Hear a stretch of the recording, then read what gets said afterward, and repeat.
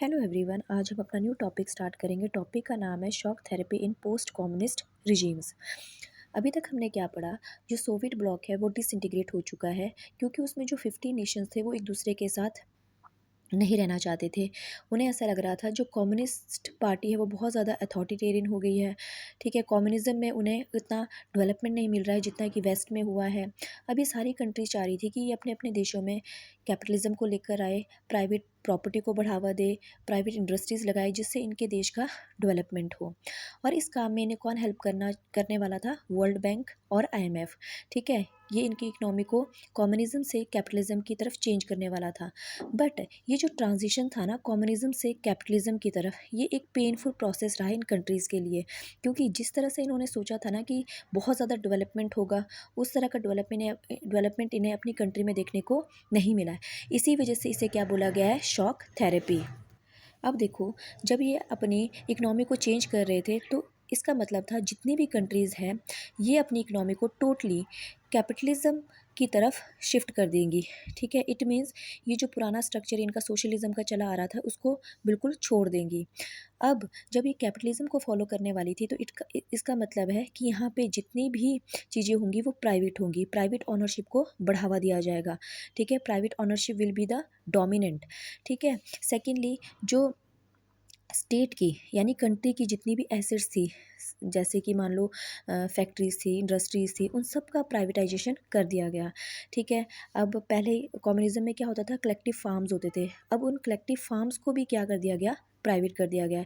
यानी एग्रीकल्चर में भी कैपिटलिज्म को लाया गया। अब इन कंट्रीज़ के पास ना अब कोई दूसरा रास्ता था ही नहीं, इन्हें अपनी इकनॉमी को सोशलिज्म से कैपिटलिज्म की तरफ ही चेंज करना था। इनके पास और कोई अल्टरनेट नहीं था।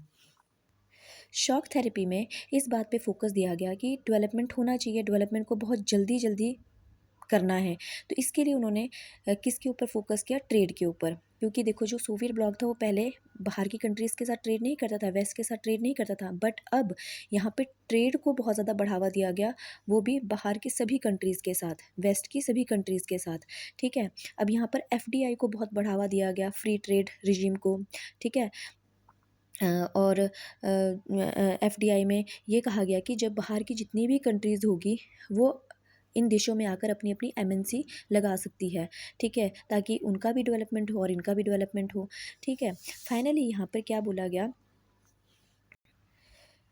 यहाँ पे जो सोवियत ब्लॉक की जितनी भी कंट्रीज़ है अब ट्रेड के थ्रू यहाँ पर उनका डायरेक्ट लिंक वेस्ट के साथ हो गया। ठीक है, क्योंकि पहले तो वो ट्रेड नहीं करते थे, अब जब ट्रेड करने लग गए तो वेस्ट के साथ उनका डायरेक्ट लिंक बन गया। ठीक है, अब यहाँ पे जो वेस्ट इकनॉमी है वो धीरे धीरे इन कंट्रीज़ में बढ़ने लग गई। ठीक है, अब यहाँ पे क्या हुआ? अब जब इन कंट्रीज़ ने वेस्ट की इकनॉमी को अडॉप्ट कर ही लिया, कैपिटलिज्म को अडॉप्ट कर ही लिया, तो वेस्ट यहाँ पर एक मेन प्लेयर के रूप में उभर कर सामने आया। अब ये वेस्ट यानी USA इन 50 नेशंस की हर चीज़ को कंट्रोल करने लग गया, चाहे उनका ट्रेड हो, चाहे उनका डेवलपमेंट हो। ठीक है, और उसके लिए उसने डिफरेंट बहुत सारी एजेंसीज़ और ऑर्गेनाइजेशन बनाई जिसके थ्रू वो इन 50 नेशंस को अपने कंट्रोल में रख सके। आई होप आपको ये टॉपिक क्लियर हो गया होगा। Thank you.